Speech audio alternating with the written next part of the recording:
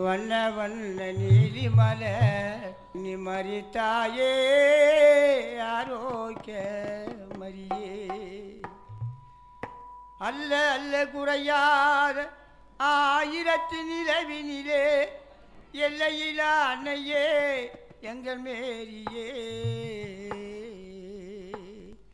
வண்ண வண்ண வண்ண வண்ண நீலிமலை நிமரித்தாயே ஆரோக்கிய மரியே. This is the toughest part. Focus is on you. Hi, hello, welcome you all. This is the podcast series by Revel. I'm really happy to have my teacher and mentor for this first podcast episode. We have Tash with us.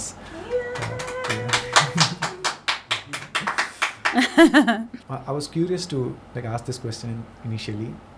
How would you describe yourself with, let's say, 5 words?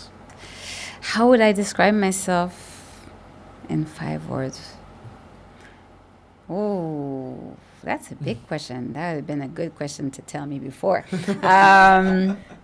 Eternal child, multi-dimensional being. Multi-dimensional being, that's 5. This is great. You're a great But then I articulate. could be like mother, grandmother,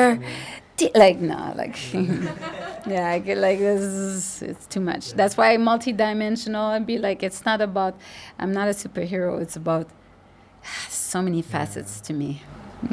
You're great at articulation. Yeah, thank you.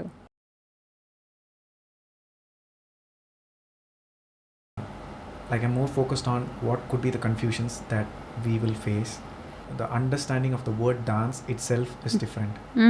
Common understanding is dance means better execution, looking great. From your culture, what do you refer as dance, or who would you call a good dancer? Because that is something that we need to understand. There is, I think, a cultural gap. Well, this is a very good question. For us, dance is joy. It's not execution and how beautiful it looks. It's an internal feeling, and it's connected to a vibration. So in the music, like Ghana, so it's a tradition. It's a tradition that's passed from parents to children, to grandparents, to parents. Like there's something that there's a silver lining that's never ruptured, never cut. And so there is no self-assessment as we dance. We just dance. And it's a feeling that it's a frequency that you feel, that you pass on to people, but it's not because you want to. You're moved by something that's larger than yourself, like the music, the frequency, the joy. Like yesterday, like you said, like when people started whistling because they felt it, right? We dance because we felt like dancing. We dance because somebody grabbed us by the hand and start swaying with us as children. Sometimes when you look at babies, like the music it's a vibration, it doesn't, it's science in the same way, right? But the thing is that when you hear a really strong feeling, like you want to go like this, like you feel it in your heart, you feel it in your chest, and that makes you move. And that's the difference, where we're not, in my culture, we have this dance from Haiti, we have compas, and it's like a swaying, a shared dance that we do with a partner. But before that, there was no shared dance with a partner. It was free. Just me, myself, letting loose, and I think that that's what it is. Like, what is a good dancer for us is somebody that dances naturally. They're natural in the way that they move. It's not conceptual. It's not refined yet. It's very raw. it's a good dancer. And then after that, when they get like more, they master certain techniques, because now it's away from the natural part. So sometimes people that I haven't trained any techniques are better dancers. Why? Because I think that in any culture around the world, when I look like traditional Indian people, like doing the little, like, shoulder moves, I'm like, that's it. Yeah. Because the song makes you move that way. It's not, oh, you want to move like this for no reason. It's like there's some feeling that touches it's like it moves your even it, like, when you have goosebumps, the sound gives you the goosebump. Yeah. And then the goosebump makes you go, oh. Yeah. And then it's like, a butterfly effect, where everything starts moving. So even if I'm sitting down and I hear I hear any type of instrument or music, I'm going to start going like this, I'm going to start grooving, I'm going to start dancing naturally. And this is the natural part of dancing that people are missing. It's like, it's not forced. It's shared. It's contagious. It's done in groups, in tight spaces, closeness. The moment you remove the closeness, the moment you open up, and then you put a camera or, like an object that interferes with the space, then you lose the connection. So this is why now what we see is very difficult, because people have learned dance through techniques and art forms that have been now that went through a more Eurocentric way of teaching. So it's like, there has a vocabulary, some techniques. You have to learn this, and this is important, but that's later. Yeah. First, you should just learn how to dance freely, like move freely with the music. We always danced, not just my culture, but when you look at First Nations, when you look at the fire is in the center and they dance around the fire, and it's like a ritual. Dance is a ritual. It's a celebration. It's to celebrate life. It's to celebrate death. It's to celebrate marriage. It's to celebrate. This is why we dance. It's to celebrate. Oh, we have food. Thank the universe for the food. Like, there's so many ways we always dance. This is something that's genetic, this DNA, and it's passed on from generation to generation, from parents to children, and we have it inside us. So even if we never danced like a day in our lives, through our genetics, we know how to dance. It's something that is part of us. It's just like it doesn't take very long for a baby to understand, how to look and see, oh, I see this. And then, but then if things disappear, they start being afraid, because they think there's nothing that exists there, right? And in dance, it's the same thing. Like, we're not looking at things and saying, this is how you dance. We're like feeling inside, like, I'm alone in the world, I feel like this dance. And then you see somebody that dance with you, and you think this is a mirror of you, your parent. So you go with your parent, because you think you're one. You don't think you're separate. When you're a baby in our culture, you think you're part of your parents. So that's how we learn naturally how to dance, where now it's like, when you learn how to dance from a dissociative type of way, you already know you're different. You already know it's 2 different people, 5 different people. This is how India dance. This is how America dance. So now you already, see the polarities, or like, it's a very, very dualistic way of seeing dance. It's not a holistic way of seeing dance.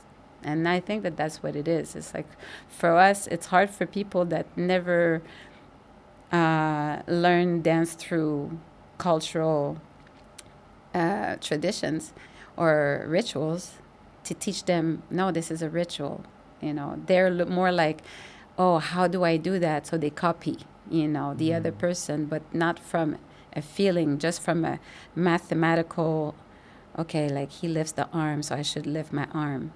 But we lift our arm because we're like, yeah, like this is something. Like we don't lift the arm because, so we lift the arm because we're responding to something that makes us happy. Like yesterday, people start whistling. It's a natural reaction. So what I understand from what you said is it's a natural response to music. It's also cultural, sometimes passed through genes. It's also social, right? So when like none of these happens, is that the reason why we don't understand the dance yet? Well, it's the reason why you don't understand, but what I say is no, you do understand. It's just that nobody is giving you the right context. The context is the same as your culture's dance. This is how you have to grow up. Yet this is how you have to understand dance. Is how when you go into a celebration or a procession and like whatever rituals you do in Indian culture, it's the same that we did in American culture. That's where I connect to. Like we dance socially in the marriage celebrations. Yes. We dance like what we did yesterday. Yeah. Because we don't appreciate, that's where it actually starts from. Probably it's harder for us to receive an external information because we don't know anything about your own. Yeah. You have to go back to your roots.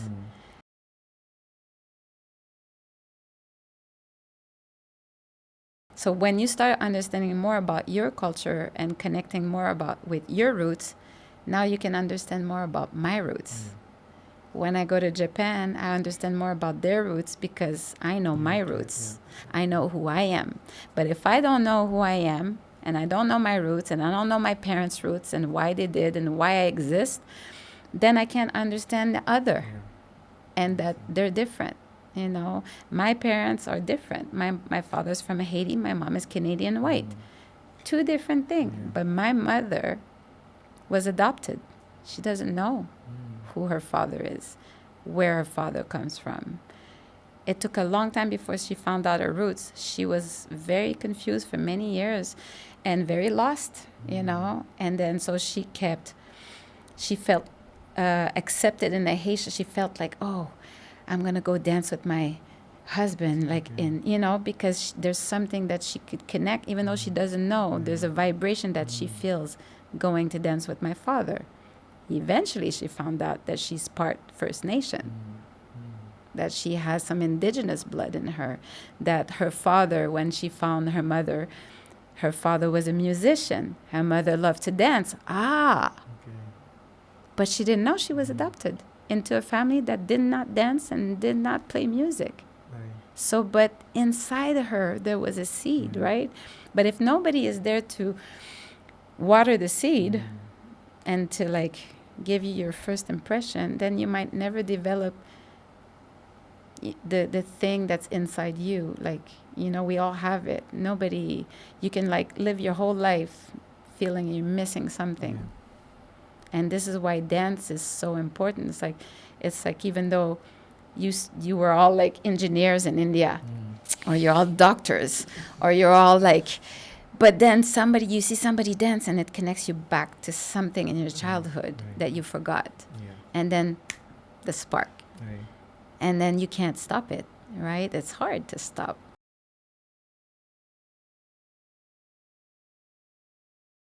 But if the children don't go back and understand why they fear, going back to dance, the traditional dance, why they fear, why they don't want to be like their parents. It's like there's something, I always say this thing, when I don't want to do something and I fear something, it's because I absolutely have to do it. Now I know. Everything I don't want to do, because I reject it, eventually I have to do it, and I realize, I had to go to the opposite of my feelings, to understand. So let's say I didn't like so much blues music when I was young. It's too slow. But now I love blues because I understand that everything was built on blues. just the same way as Ghana. Like when you hear yesterday, your presentation was amazing, and you showed us, how it's been appropriated in the culture, in the movie industry. It's the same with street dance. We are still going through that. How hip hop has been, appropriated, and also by the industry, by the commercial world, and it's not hip hop anymore. But the young kids don't know that. So you can't say it's kind of like a double-edged sword, right? So you're like, no, it's bad, but then you recruit people. The kids are like, first impression is from a movie that's appropriated. So that's the double-edged sword. It's like, it's good and it's bad. But then you need a teacher, or an elder to speak. And this is where the problem comes from, is that we've lost the connection to our elders. We've lost in Africa after the slavery, the enslavement and the transatlantic slave trade. We've lost our families, our connections, our lineage. We've been put in different dialects, same household. We have to exchange through rhythms and music, and there's some things that connects us all, like the drum. But really, nowadays, when you look at culture, the elders are on one side, the kids are doing their things, the parents are working, everything is disconnected. But in Africa, the elders were always sitting with the parents and the kids in the cipher, in the circle, discussing matters of community, sharing with the young kids, because the parents are out hunting. So the elders are passing on the knowledge to the kids, the babies. But if you don't spend time with your grandparents, who have time now to sit and not have to give, or hunt or cook. The parents are doing that, or sometimes they cook. Now the lineage is maintained. You can't learn these things from your parents, because your parents are they're still in a friction with their parents. So there's like a part where the parents are like, don't believe that. This is not important. We don't, like in Black culture, the parents did not speak to us about all the racism and all this thing. Like at this point, they want to erase. They don't want to see it. It's like they want to integrate society. And the grandparents too did that. So we lose the information because now we have to be good citizens. And we can't be Black. And we can't rock the boat in the new country, because I was the only Black family in my neighborhood at one point. So we have to adapt to a Europeanized type of culture, the system, everything. Like, be a good kid, stand properly, do this, do that. You have all these limitations. So as a person, you want to rebel. As a kid, you want to rebel, So, but if you don't have anybody that look like you, you don't know your identity. And if you have people that look like you, it's they're going through the same thing as you. So you're all in the same boat, and it's like, we need this information from the grandparents, but this is what it was. It's like we lost it because it became taboo. It became taboo in the movies. It became taboo in the culture. And then it was whitewashed. And there's so many things that we had to go through. And so for me, it's like the connection with my elders helped me as a dancer to go, oh, this is the context of this dance. Now it makes sense. Now it's not just random movements. There's a story behind it. There's a story. So Ghana, yesterday, I'm like, I don't understand the story, but everybody's laughing. I'm laughing because people are laughing, right? So that's street dance. People are doing these moves because other people are doing it, but they don't know why they're doing it. And sometimes we're like, no. Now my thought is I would have to learn how to speak the language in India, especially in Tamil Nadu. Like, I need to to understand the customs, the traditions, the language, so I can sit here and understand the whole motorcycle versus motorcycle. Like, லாங்கா போகணும்னா Pulsar வேண்டாம் ஊருக்குள்ள சுத்தணும்னா hero Honda தெரு தெருவா சுத்தாதி. I was like, you told me after, but then I was like, oh, that's funny because that's like rap. We do that in rap, right? But for you guys, it's the same thing. When you look at American culture and you see like two rappers going at each other and then they say something and you're like, I don't get it. But that's because maybe 2 albums before, they already mentioned that. And then it's just a continuation of the same story.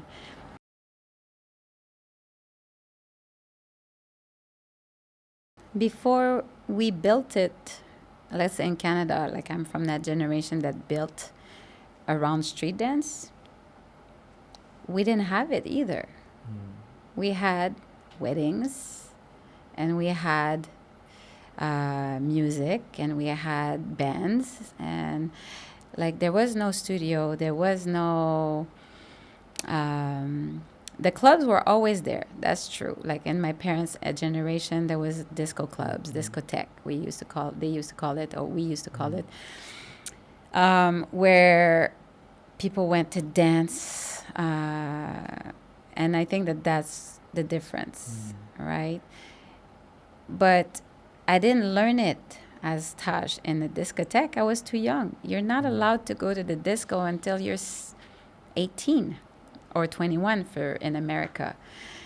So I did perform in clubs when I was 14, but my mom had to come with me, right?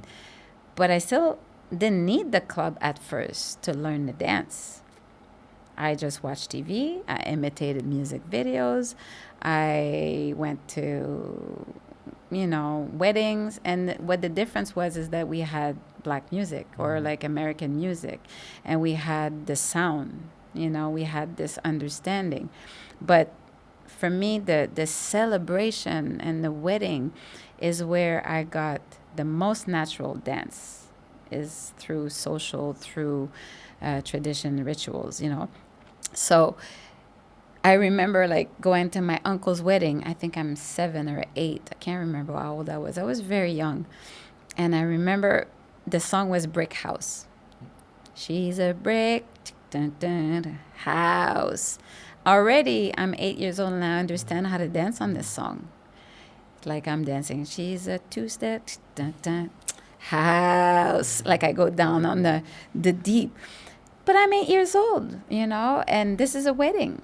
But yes, the music is conducive because we have in the culture, like it's the lineage of street dance. Is not just street dance, the modern street dances that we know of today. We have everything that came before, from like, the call and response.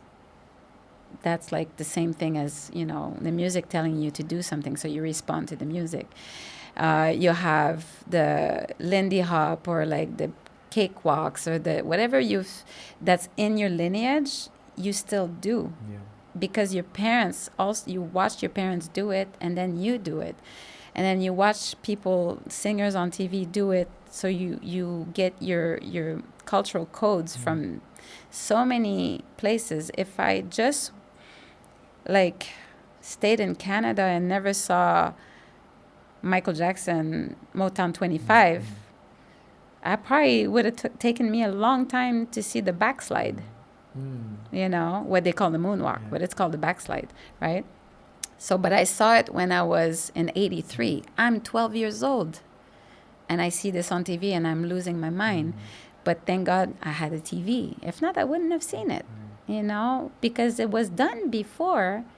Bill Bailey did it before. A tap dancer in the early 1920, I think it's 19, I can't remember what year.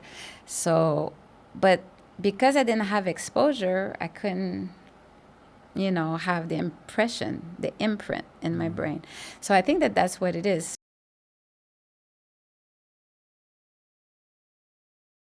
So watching Ghana live is like watching a live band, watching live singers. you feel the emotion and also the frequency. Your body reacts. Yeah. And you feel like crying, you feel like clapping, you feel like you hear people whistling. Yeah. And that makes me smile Yeah. because I'm in a room full of people engaged. Yeah. And I think that that's the difference. It's like it's true. Mm-hmm. And that's what we're missing sometimes in dance, like just that feeling. And that's why street dance, we always say, you have to go see a live band. You know, you have to see live musician and to see the connection between musician, that this is a culture and it's a tradition learned by heart. But like I said, you know everything, you know all the colors you can use, all the variation, but it starts with a blank canvas. Like nothing is on a canvas, but everybody knows how to start painting or how to start dancing or singing or playing music. So it was amazing. It was one of my best experience ever. Like I love live bands, so thank you for that. Yeah.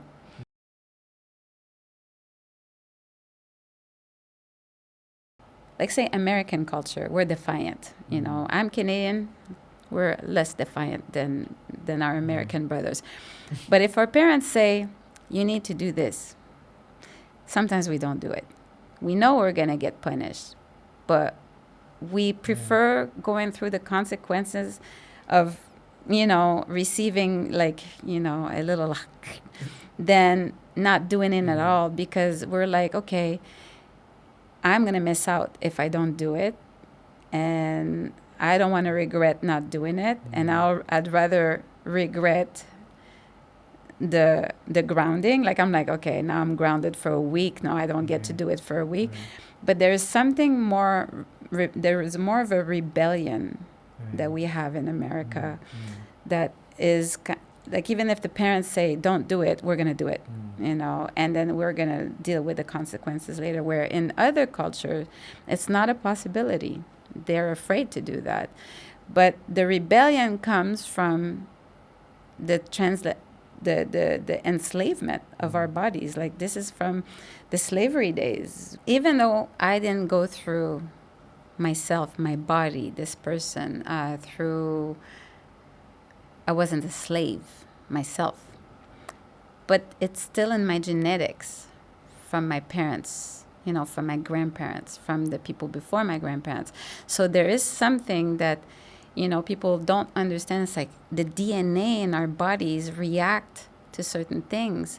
Like this is how we feel when we feel put in a corner. We want to, you know, we want to fight.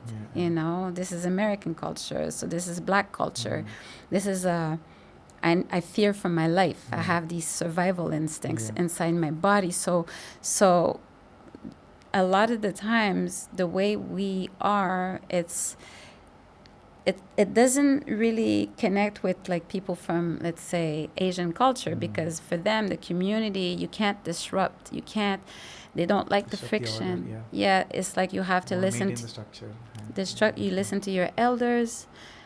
We listen to our elders to a point, you know. But if we disagree, it might be inside our brain that we disagree, but then we're going to turn around and do what we want to do. Because this is why we create new things, or this is why American culture creates new things, is from the rebellion aspect of we've been put into a box or into like this restriction, limitation for so long, that the freedom of expressing ourselves, the freedom of just singing, the freedom of dancing, eventually dancing as performers to your slave masters, but then you're dancing and sharing codes, you know, sharing ways to free ourselves. And so for us, the connection to dance is a freedom, a liberation of your soul. Your soul has been caged in, like it's and all you want to do is scream, but you're not allowed to scream. So your body can dance and scream the pain. Your voice can scream in a song where it's not like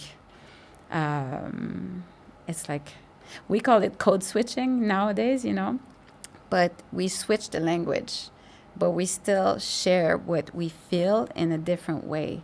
Only people that are like us sometimes can see it, can understand. So connecting to Ghana yesterday, I couldn't understand anything you guys were saying. I could feel the feeling.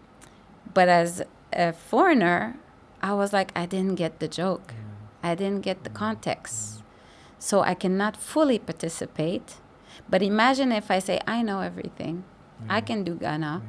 I'm just going to do the same thing now. And then with my language, and then this is the real Ghana.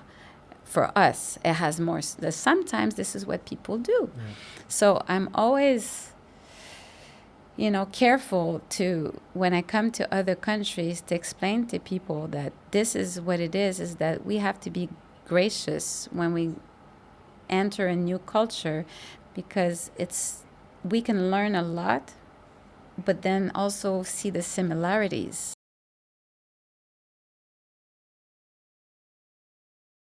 Like, if we're not conscious of where we come from, this is why a lot of the Black Americans, when we were stolen from our land, we lost the source. We lost the source of where we come from, why. But then we found it, and it took so long to get it back.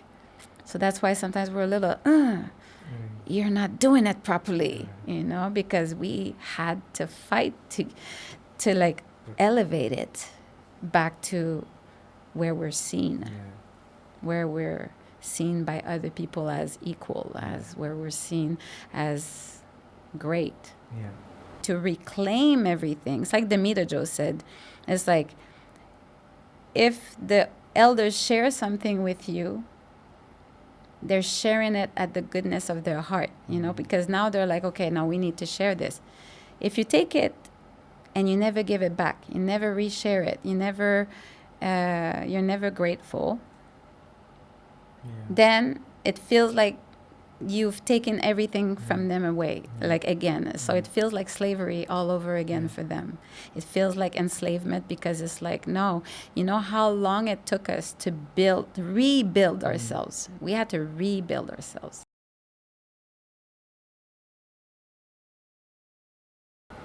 Style can be learned, culture can be known from the people who come from there. Dance can be learned. Can it be only felt and passed through? Or dance can be learned. For example, let's say I'm not a natural dancer. Can I go learn it somewhere, or I'll have to go back, do what's the natural way of dancing in my culture, probably spend, because it's easier for me to get it. Then once I'm clear, I can receive newer information now. It's better for me now to understand another culture, because I have a lot of things to relate to here. That's a deep question. I think dance can be learned at any age, you know. It might not be as holistic and as, you know, because the way we learned it as babies was very unconscious. It wasn't like, I'm conscious about learning this dance, you know. And that's the difference. It's like the subconscious is always like there, and then the information is filtered through us without refinement, without resistance, we're not resistant, we're just, you know, taking. It's just strongly cultural, you're anyway going to get it. Yeah, you're going to get it if it's cultural. So that's why dancers are always gifted. Or can you also learn, especially if you're away from the culture? That's where, if you're away from the culture, it's going to take you very long to learn. If you're away from the culture, you're going to have to spend a lot of times understanding the cultures, the tradition, the ritual. You have to learn it. You have to spend time with people that were there, that experienced it, because you can't understand something you've never experienced. You know, it's like the same thing that our parents say, like, hey, don't touch the stove, you're gonna burn yourself. Until you touch the stove, you don't know that you can burn yourself. Until you touch it, then you touch it, you're like, oh, now I understand. So dance is the same. But the thing is I always say, I was already a great dancer by the time I was like 10. Maybe not mastered in the form and techniques, but naturally I was a great dancer. I could two-step, I could dance. 10 years old. So I say somebody that starts tomorrow, it might take more than 10 because they have to unlearn certain things, you know, and the unlearning of the bad habits or unlearning of certain ways of thinking about dance might take longer than just learning from scratch, you know. So, but if somebody's never done anything, what's gonna be hard is, you know, if they never, let's say, if you know music and you love music, you can be a dancer. Anybody can be a dancer because you already know how to sway to the music, even from any culture. But if you've never heard music and your parents never played music at home, and if there was never music in your daily life for 20, 30 years, this is going to be hard. But I've done this with dancers, and like I've taught dancers that were not, well, they're not dancers. They were acrobats. They've never danced in their lives. They weren't raised in dance. Their parents did not play that, you know, black music or, you know, African American music. It was just like raw. And then they came to me and they said, I want to learn just how to two-step, like in a club with my girlfriend that's a good dancer. So I had to start from scratch. And I remember all my friends would see me teach this person twice a week, you know, this amazing guy, an acrobat. And a lot of them were like, well, Tash, it's hopeless. It's not going to happen. He doesn't have the rhythm. He doesn't have, you know, the connections to music. And then after 2-3 years, he was very consistent. I proved them wrong. Yeah. He was able to go in two-step, and he still thanks me today.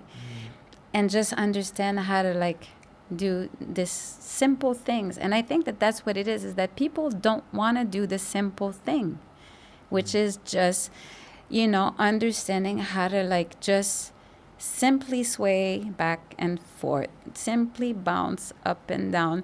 It's like they want to learn all the techniques in 1 year, and then when they get all the information and the technical knowledge, then they show it, and then they get mad when we say, no, you're not a dancer. You can't dance. You have to simply learn to dance.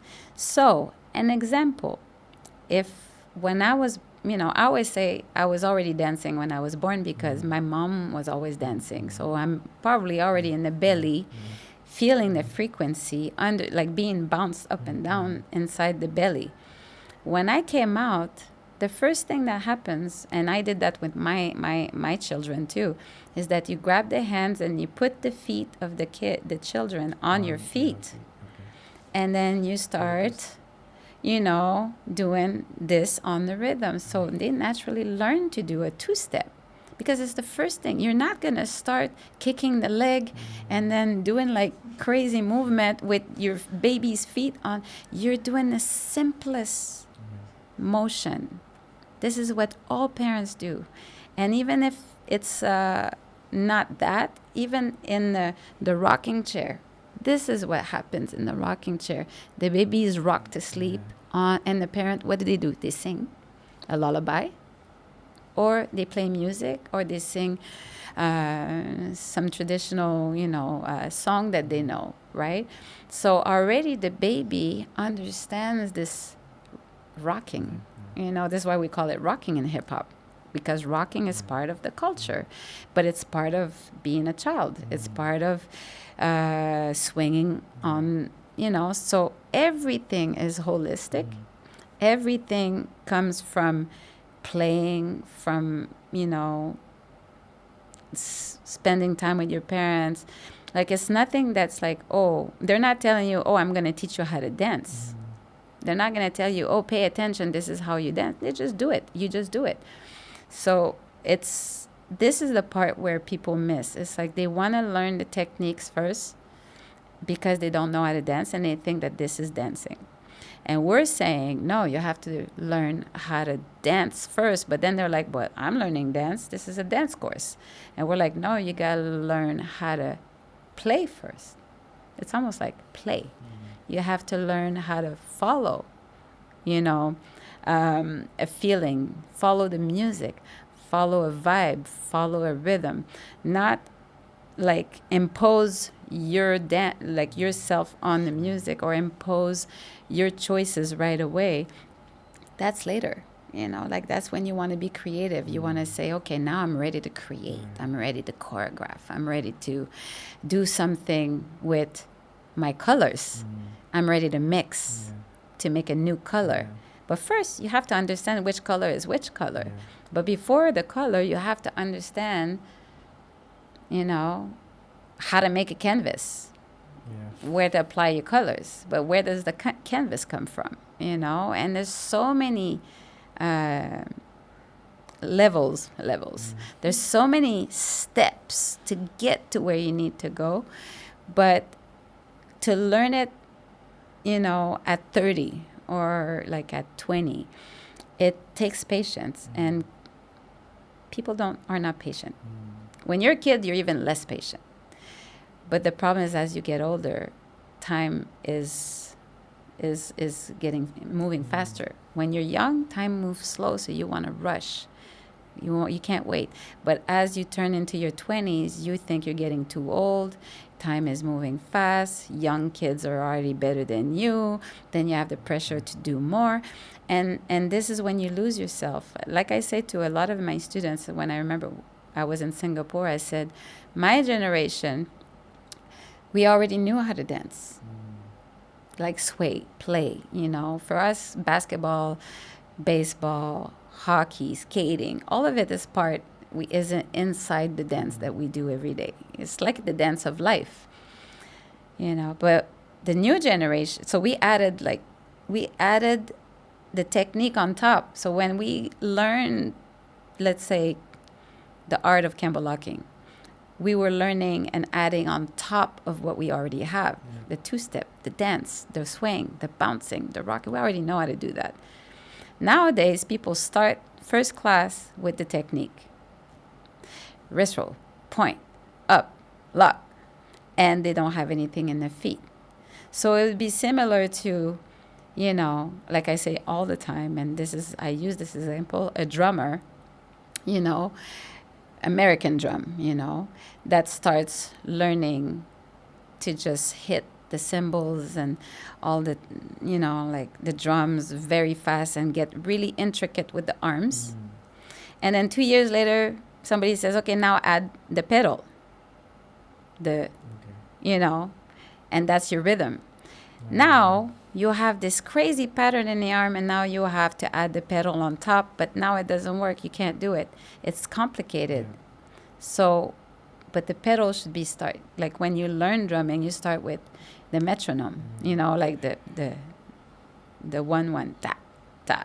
And the pedal is your rhythm section, at first. And then you add boom, boom, boom. And then maybe 2, doom, doom, ta, doom, doom, ta. So now this is always in repetition. Your legs are always having this repetition that you start forgetting it, but it's always on, right? And this is what happens. It's like the dancers now, they learn the arms first because that's the contradiction of CAMPBELLOCKING, let's say CAMPBELLOCKING, but also like popping. They learn a lot of the things in intricate concept, and then after that we say, okay, now dance. And then they hit a wall because they don't have anything else in the bottom, so it's very static. So we're like, well, you're not dancing. And then the next level is, well, you're not grooving. And they're like, what's groove? And then they want to take a groove class. And we're like, no, that's not possible. Groove is not a class, it's a feeling. So it confuses generations because they want to skip steps. They want to skip, and I wanted to skip step too when I was young, that's just being new to something. You want to skip steps. So that's part of the path. But then as a dancer, you have to go back. You have to go back to basics. Yeah. You have to go back to the simplicity Yeah. of the thing you want to learn, because the simplicity is where you practice your repetition. You repeat the simplicity, and then with that you add one thing, and then you keep it simple, and then you add two things, and then you go back to simple. And this is what people don't want to do, and this is why it's hard, and this is why eventually they give up. Yeah. They give up the dance because you hit the threshold, and then you don't know what else to build with, because you don't have enough understanding of the different colors you can use, you know. And so you start mixing colors, too much colors, and then it's like looks brown everywhere, you know, because you don't know the ratio of what you can do with the colors. Yeah.